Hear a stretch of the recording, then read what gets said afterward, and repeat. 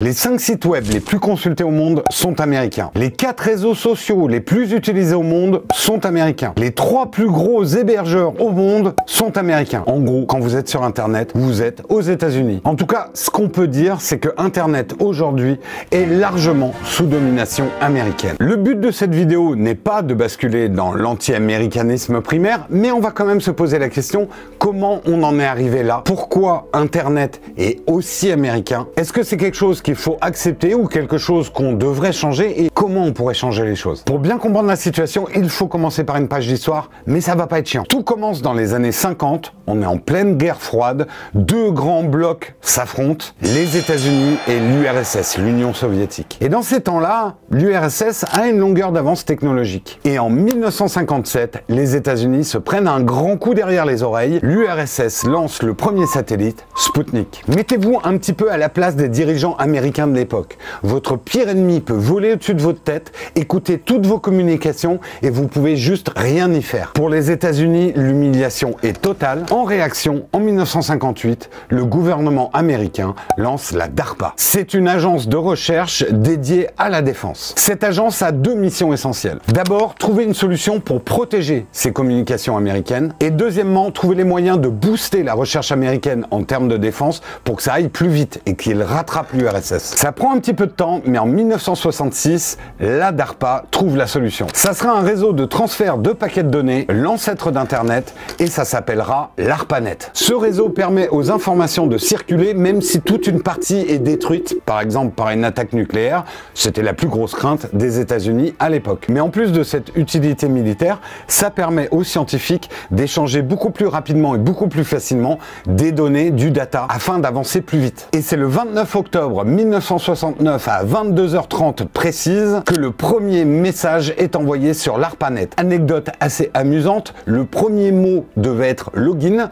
mais ça a planté au bout de 2 lettres, donc le premier mot c'est LO. Alors ce nouveau réseau ARPANET intéresse énormément les militaires, mais il intéresse énormément les scientifiques. Et c'est sur leur impulsion que ce réseau va commencer à s'ouvrir à l'international. Un fait notable en 1972, c'est Cocorico, les Français avec le projet Cyclade qui ont participé à ARPANET, mais bien sûr on a abandonné le projet Cyclade assez vite pour une autre technologie française, le Transpac, qui donna naissance au Minitel. On en reparlera tout à l'heure. En 1973, l'Angleterre et la Norvège rejoignent l'ARPANET, mais si vous regardez cette carte de 1974, on voit bien quand même que ARPANET c'est très majoritairement américain. Avance rapide et on arrive dans les années 80, parce que là il se passe 3 choses très importantes. En 1983, ARPANET adopte le TCP/IP. En gros, c'est ce qui permet aux ordinateurs de se retrouver et de communiquer ensemble à travers le réseau. Mais surtout, le 12 mars 1989, c'est la naissance du World Wide Web, le WWW tel que vous le connaissez. Et là, c'est plutôt européen, puisque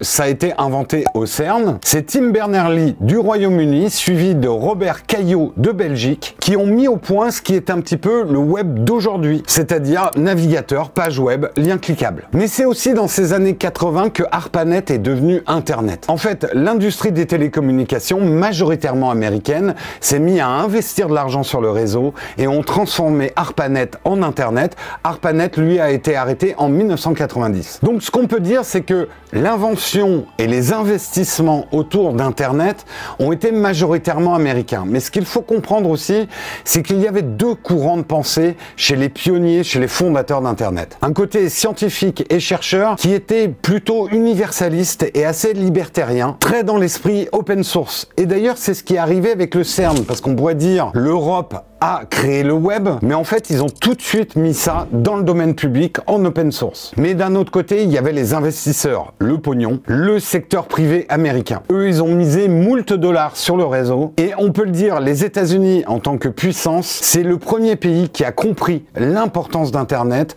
l'importance économique, stratégique et culturelle que ce réseau allait prendre dans le monde. Et les années 80 sont aussi le point de départ un peu de l'étape 2. Après l'étape pionnière, il y a eu la colonisation d'Internet et elle a été vraiment majoritairement américaine. Et on peut se demander pourquoi Internet a si bien marché aux États-Unis. Il y a plusieurs raisons. Les premières sont économiques. Les années 80 pour les États-Unis ont commencé par une récession, mais c'était quand même un pays extrêmement riche avec une économie solide. Le PIB par habitant était très largement supérieur à la majorité du monde, mais c'est au niveau de la dépense des ménages que l'écart est vraiment impressionnant. Les Américains avaient déjà le crédit et c'est arrivé en conjoncture avec les débuts du personal computer dans les foyers américains. Vendre des ordinateurs à des particuliers. Dans le reste du monde, on en était encore à l'ordinateur, c'est un truc sérieux pour des gens sérieux. Mais aux États-Unis, on a commencé à vendre une espèce de hype autour de l'ordinateur connecté. Il fallait que chaque foyer en ait un. Ce qui a participé aussi, c'est que le marché américain est immense et très homogène. Ils parlent tous la même langue et en plus, l'anglais, l'américain, c'est quand même la langue de l'informatique. C'était un sérieux avantage. Mais on peut voir aussi des raisons culturelles. Hollywood s'est mis à produire des films dans lesquels les ordinateurs connectés étaient cool. On peut citer notamment Wargame ou La folle journée de Ferris Bueller, où on voyait des jeunes teenagers américains qui étaient trop bien avec leur ordinateur. Mais en creusant un petit peu plus profondément, on peut comprendre aussi que dans l'esprit américain, il y a quelque chose de très fort, c'est l'esprit pionnier, la nouvelle frontière. Les Américains adorent planter des drapeaux dans des terres sauvages. L'esprit entrepreneurial est vraiment encouragé par la culture américaine. Et en plus, ils avaient vraiment un promoteur de choix dans la personne d'Al Gore, le vice-président des États-Unis, qui a beaucoup fait pour les investissements massifs dans ce qu'il appelait les autoroutes de l'information, l'infrastructure d'Internet. Et puis, ce qu'il ne faut pas oublier, c'est la vision mondialiste des États-Unis. Après la fin de la Deuxième Guerre mondiale et le plan Marshall, la culture américaine devient dominante. Et une très large partie de l'économie mondiale repose sur l'économie américaine. Et cet Internet correspondait quand même très bien à ce que certains appellent l'impérialisme américain, qui était quand même très fort dans les années 80, sous les présidences de Reagan, Bush, le père, et Clinton. Et puis ce qu'on peut dire justement, c'est qu'au niveau géopolitique, les autres puissances du monde ont un peu laissé le terrain libre aux États-Unis. L'URSS commençait à cracher ses poumons et tout s'est arrêté à la fin des années 80. Le Japon est en plein miracle économique et technologique, mais ils ont un peu raté le virage Internet. Il y a eu des réseaux au Japon, mais c'était surtout pour le professionnel et très japonais. La Chine à l'époque n'est qu'au début de son ouverture à l'économie de marché et du capitalisme. Et l'Europe dans tout ça, elle en était où? Eh ben, l'Europe, elle n'était pas encore vraiment là. Alors, on l'a vu, il y avait déjà des instances européennes, par exemple le CERN, qui a largement participé à la création du web. Mais c'est justement au niveau économique, l'Europe et les pays européens n'ont pas vu l'opportunité d'un nouveau marché avec Internet. Il y a quand même une exception à ça, cette exception, c'est la France. En France, on adore les exceptions. La France, justement, dans les années 80, elle est à la fois en avance et en retard. Les Français sont connectés à un réseau depuis les années 80. Ce réseau, c'est le Minitel, un espèce de réseau parallèle à Internet qui ne s'est développé qu'en France. On n'a jamais réussi à l'exporter. 3615 oula n'est jamais devenu 3615 oulala. L'histoire d'Internet s'est ensuite poursuivie et le phénomène le plus marquant, c'est que à partir des années 90, avec une grosse accélération dans les années 2000, Internet s'est mondialisé dans ses usages. Même dans les coins les plus reculés du monde, et notamment avec l'arrivée des réseaux mobiles, on a commencé à utiliser Internet. Mais le problème, c'est que cet Internet était quand même très largement dominé technologiquement et économiquement par les États-Unis. Et du coup, c'est posé la question, à qui appartient Internet? À ceux qui l'ont inventé ou ceux qui l'utilisent? On pourrait dire naïvement, puisque c'est les États-Unis qui l'ont inventé, Internet, et puisque c'est les entreprises américaines qui ont massivement investi dans l'infrastructure de ce réseau, Internet, c'est américain. Il n'y a qu'à l'accepter, c'est un état de fait. Et quand on va sur Internet, on est chez eux. Ce raisonnement ne tient pas debout. Et si on commence à penser comme ça, qu'un pays qui a inventé quelque chose devient propriétaire de cette chose, à ce moment-là, tous les avions devraient être fabriqués aux États-Unis. Tous les appareils photo devraient être fabriqués en France. Toutes les autoroutes, c'est les Allemands. Toutes les radios, c'est les Italiens. Ça ne marche pas comme ça. À partir du moment où une invention est utilisée par le monde, on ne peut pas laisser un seul pays tout contrôler. Et c'est un fait. Aujourd'hui, Internet est mondial. On pourrait dire même que c'est un territoire, une ressource mondiale. Et ça, tant pour les pays riches que pour les pays pauvres. Internet, quelque part, appartient aussi bien à Jeff Bezos et Amazon que à un fermier qui fait son blog, ou à vous qui êtes en train de lire vos mails, ou de regarder cette vidéo. Et même au niveau de l'infrastructure, les choses ont bien changé. Les câbles sous-marins qui relient les continents et qui permettent l'existence d'Internet n'appartiennent pas tous aux États-Unis. Vos providers ne sont pas pas américain. Mais le problème d'un Internet mondial, c'est que le monde n'est pas mondial. Ce que je veux dire, c'est qu'aujourd'hui, on n'est pas encore dans Star Trek, on n'a pas un gouvernement mondial. Alors, on a des organismes qui essayent de gérer des problèmes de l'humanité, mais les pays sont différents. Ils ont des lois, des cultures, des coutumes différentes. Et chaque pays défend ses droits et ses intérêts, et n'a pas à se plier aux exigences des entreprises américaines. Et c'est justement dans ce cadre-là que se pose le problème crucial de la gouvernance d'Internet. Il y a des organismes, par exemple l'ICANN, qui sont là pour cette gouvernance d'Internet, et on peut le dire, ces instances commencent à s'ouvrir au monde, mais beaucoup leur reprochent d'être quand même beaucoup sous domination américaine, et notamment du secteur privé américain. Ce qui fait que la question de la souveraineté numérique est hyper importante aujourd'hui. Et justement, ça tombe bien, avant de parler de souveraineté, on va parler de notre sponsor Infomaniac, et eux, la souveraineté, c'est au cœur de leurs préoccupations. Infomaniac, c'est une société basée en Suisse, et ils n'ont pas hésité à lancer l'alerte quand la Confédération suisse a passé des contrats cloud avec des géants américains. Oracle, IBM, Microsoft, Amazon. Pour Mark Holler, le directeur d'Infomaniac, c'est clair. Avec le numérique, l'Europe se rend totalement dépendante des États-Unis dans un secteur hautement stratégique pour l'économie et la sécurité des États. C'est rare de voir des entreprises qui sont aussi engagées sur ce type de sujet, et nous, c'est ce qui fait qu'on est très content d'être sponsorisé par Infomaniac. Et pour ceux qui ne connaissent pas Infomaniac, c'est donc un cloud éthique et souverain avec plusieurs produits,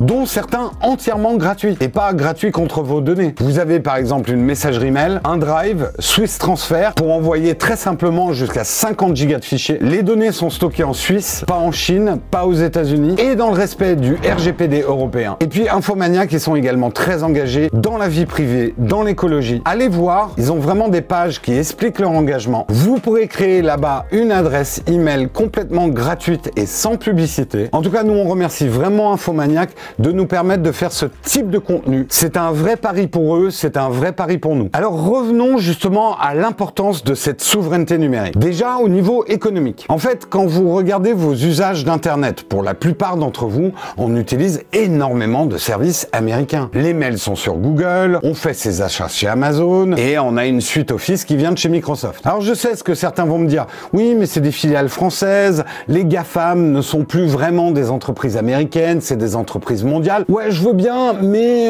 ces entreprises mondiales, dès qu'elles ont des problèmes, genre fiscalité, ou qu'on leur demande des comptes sur leurs responsabilités, elles vont vite se réfugier sous les lois américaines, dans leurs QG qui sont généralement en Californie. Et sans être méchant, on connaît un petit peu les États-Unis au niveau économique. C'est toujours un peu le deux poids deux mesures. Ils sont à fond pour la libéralisation des marchés, ouvrez vos marchés, il faut plus qu'il y ait de frontières, acceptez nos produits. Mais par contre, quand on rentre vraiment en concurrence avec eux, ils ont quand même des sacrées tendances protectionnistes. Dois-je vous rappeler les affaires entre Boeing et Airbus? Mais au-delà de ça, le problème de souveraineté n'est pas que économique. Il y a aussi les problèmes de sécurité, de défense, d'espionnage. Angela Merkel espionnée par le NSA, c'est quand même pas génial. Mais peut-être plus de nos jours, on connaît la dangerosité de l'influence et de l'ingérence qu'amène Internet. On sait aujourd'hui, et c'est les faits, que les algorithmes des GAFAM conditionnent des élections, et pas que les élections américaines. On sait que la polarisation actuelle de la politique américaine et de la vie américaine